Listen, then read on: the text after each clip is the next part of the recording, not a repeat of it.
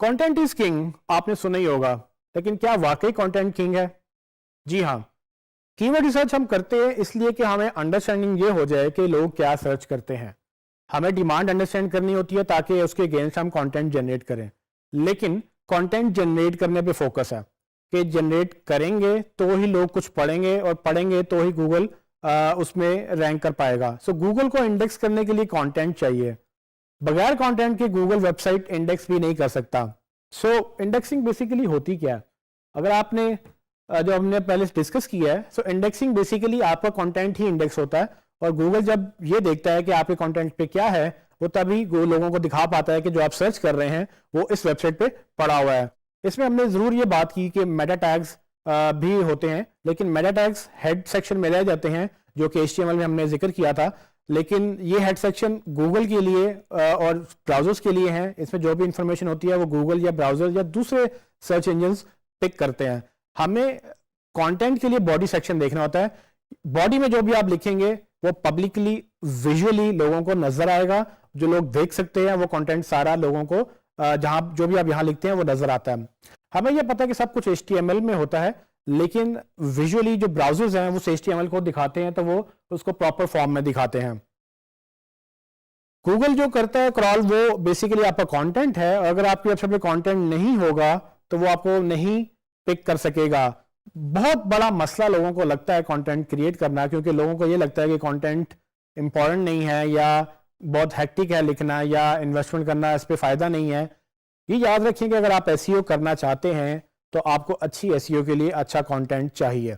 अच्छे कंटेंट के लिए एक और बड़ा प्रॉब्लम ये होता है कि लोगों को समझ नहीं आती कि कंटेंट होता क्या है, या उनको ये पता ही नहीं है कि कंटेंट की कितनी फॉर्म्स हैं और वो किस किस तरह से अच्छा कंटेंट लिख सकते हैं। सो कंटेंट से मुराद सिर्फ टेक्स्ट नहीं है। कंटेंट में आपका इमेजेस और वीडियोस और दूसरी चीज़ें भी शुमार होती हैं। सो अगर आप कंटेंट में सिर्फ टेक्स्ट की बात करें तो मेनली 2 सेक्शंस बनते हैं कंटेंट के, जो कि आपकी वेबसाइट के स्ट्रक्चर के मुताबिक ही होते हैं। इनमें पहला सेक्शन जो स्टैटिक कंटेंट है। स्टैटिक कंटेंट से क्या मुराद है? स्टैटिक कंटेंट वो कंटेंट होता है जो आपकी रेगुलर पेजेस के ऊपर होता है, जैसे कि होम पेज या सर्विसेज पेज या प्रोडक्ट पेज या अबाउट या कॉन्टैक्ट। ये पेज रोजाना चेंज नहीं होते। इसमें जो भी आप कंटेंट लिखते हैं वो नॉर्मली स्टैटिक रहता है। स्टैटिक से मुराद वो एक जैसा ही रहता है, उसमें ज्यादा रद्दोबदल नहीं होती, वो चेंज नहीं होता। हाँ, आप उसको अपडेट कर सकते हैं वक्तन फवक्तन, लेकिन आप उसको रोज अपडेट नहीं करते हैं। आपकी जो प्रोडक्ट है वो साल पहले भी वैसी थी, वो साल बाद भी वैसी है, लेकिन अगर आपने चेंज किया तो मे बी आप 1 साल बाद या कुछ महीनों बाद आप उसको अपडेट कर सकते हैं। सो स्टैटिक कंटेंट में आपका रेगुलर कंटेंट आता है। लेकिन डिजिटल में हमारे पास एक अपॉर्चुनिटी ये भी है कि हम रेगुलरली अपने आर्टिकल लिख सकते हैं, जिसको हम ब्लॉग बोलते हैं। तो ये ब्लॉग कंटेंट जो है ये बेसिकली आपके आर्टिकल्स होते हैं, और इन आर्टिकल्स की डिफरेंट फॉर्म हो सकती है। उन आर्टिकल्स में क्या क्या पॉसिबल है? फॉर एग्जांपल, आप आर्टिकल लिखना चाहें तो आप यूजफुल आर्टिकल लिख सकते हैं। अगर हम मिसाल लें मोबाइल स्टोर की, तो मोबाइल स्टोर में अगर मैं मोबाइल स्टोर चला रहा हूं और मैं चाहता हूं कि मेरे पर रेगुलर ऑडियंस आती रहे, तो मैं चाहूंगा कि मैं रेगुलर कंटेंट क्रिएट करता रहूं।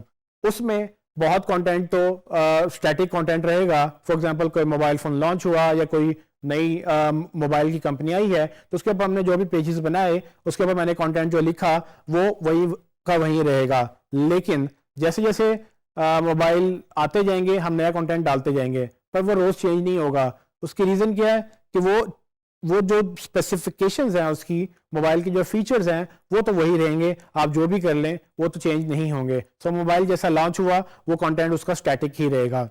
हालांकि मेरे पास ये अपॉर्चुनिटी है कि मैं रोजाना एक आर्टिकल लिख सकता हूं या मैं हर हफ्ते एक आर्टिकल लिख सकता हूं उन्हीं मोबाइल्स के बारे में, लेकिन डिफरेंट एंगल से। वो कैसे पॉसिबल है?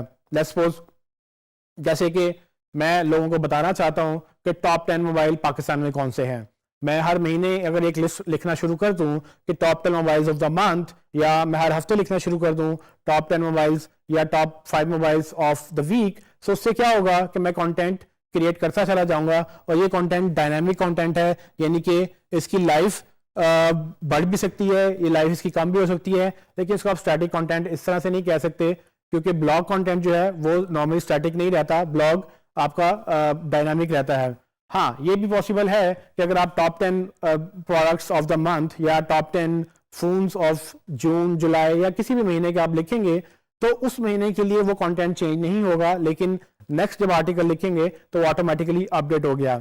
सो ब्लॉग को आप डायनामिक कंटेंट के तौर पे लेंगे। ब्लॉग डायनामिक होता है, वो रोजाना चेंज भी हो सकता है, वो जितनी फ्रीक्वेंसी से आप चेंज करना चाहें वो दिन में 10 दफा भी चेंज हो सकता है।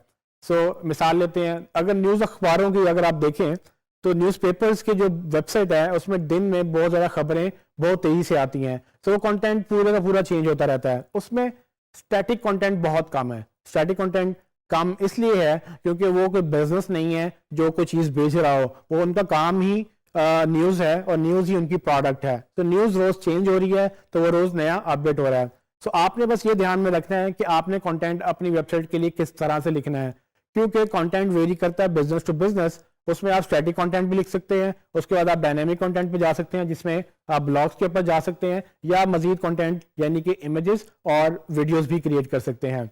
तो जैसे जैसे आप कंटेंट क्रिएट करेंगे गूगल आपको ज़्यादा इंडेक्स कर पाएगा और आपके ज़्यादा पेजेस को ऊपर दिखा पाएगा। सो एक और एग्जांपल मैं आपको देता हूँ। अक्सर लोग कहते हैं कि जी हम न्यूज़ मीडिया को हायर करेंगे या पीआर फर्म्स को हायर करेंगे अपनी इंफॉर्मेशन अखबारों में छपवाने के लिए। अक्सर आपने देखा होगा आपके क्लाइंट्स के साथ या आपके साथ कि आपको अखबार वालों को या उनको न्यूज़ वालों को आपको बुलाना पड़ता है और आप फिर उनको कभी एक्सपेक्ट करते हैं कि शायद वो आपकी खबर लगा दें।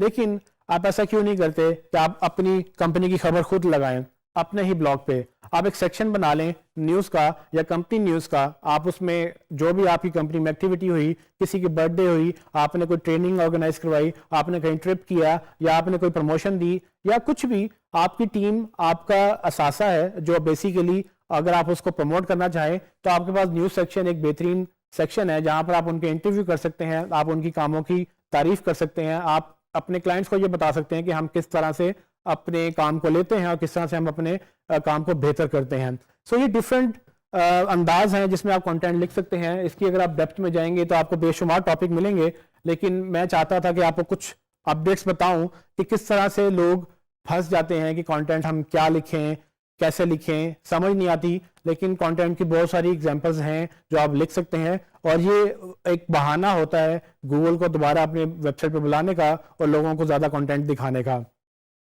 एक और एग्जांपल भी मैं आपको दे सकता हूं जिसमें एंटरटेनमेंट का एलिमेंट आप डाल सकते हैं। तो जरूरी नहीं है कि अगर आप एक सीरियस कंपनी है तो आप उसको सीरियसली सिर्फ सीरियस कंटेंट ही लिख सकते हैं। आप अपने यूजर को देखते हुए अपना कंटेंट अपडेट कर सकते हैं, उसमें एंटरटेनिंग पोस्ट डाल सकते हैं। फॉर एग्जांपल आप कोई स्टोरी पोस्ट बना लें, कोई मीम पोस्ट बना लें, लेकिन ये बस ध्यान रखें कि जो भी कंटेंट आप लिखें आपका कंटेंट किसी को हर्ट नहीं करना चाहिए, किसी को ब्लैकमेल ना करे, किसी की बुराई ना करे, क्योंकि वो फिर लीगल इश्यूज हो सकते हैं। अगर आपने किसी की बदनामी की है वो आप पे डेफेमेशन का केस कर सकता है। डेफेमेशन बेसिकली एक लीगल टर्म है जिसमें अगर आप किसी की बदनामी करते हैं और अगर वो उसका नुकसान हो सकता है तो आपसे चार्जेस क्लेम कर सकता है। सो कंटेंट लिखने में आपके पास पूरी आज़ादी है, आप हर तरह से हर एंगल से कंटेंट लिख सकते हैं और बल्कि आपको लिखना चाहिए, क्योंकि जब आप ट्राई करेंगे तभी आपको पता चलेगा कि आपकी ऑडियंस क्या पसंद करती है। सिर्फ एक चीज का ख्याल रखना है कि आपने किसी का नुकसान नहीं करना, कि आपकी बात से किसी की बुराई ना हो। अगर आपने करनी भी है किसी की तरह से बात तो आप डायरेक्ट किसी को हिट ना करें, आप एक जनरल टर्म में बात करेंगे और आप ये है कि कंटेंट लिखेंगे तो उस पर आपको नुकसान नहीं होगा। सो आखिरी बात कि अगर आप कंटेंट लिख रहे हैं तो कोशिश करें कंटेंट में सिर्फ टेक्स्ट के ऊपर फोकस ना करें, आप इमेजेस के ऊपर भी बात करें, आप वीडियोस भी बना सकते हैं और इनको आप अपनी वीडियोस पे इनको जब आप अपनी वेबसाइट पे डालेंगे तो अल्टीमेटली वो एक एंगेजमेंट क्रिएट करेगा और लोग पसंद करेंगे इसको, और जब लोग पसंद करेंगे तो वो बार बार आपकी वेबसाइट पे आएंगे।